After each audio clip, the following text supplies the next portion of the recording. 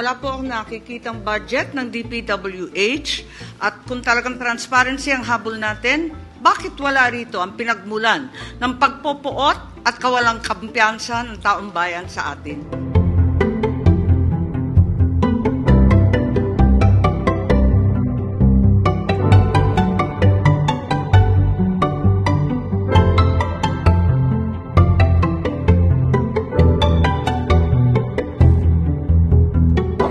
Okay lang. Inaasahan ko na ibibigay yung DPWH, ang mahiwagang budget ng DPWH. Humiling po yung DPWH na ma-restore yung budget nila. Oo, yes. Would you support that, given the Kailangan anomalies? siguro na pag-isipang maigi at siyasatin ang budget nila. Kaya lang, tinatago pa, tinatapos pa. Ano ang himala? Mm.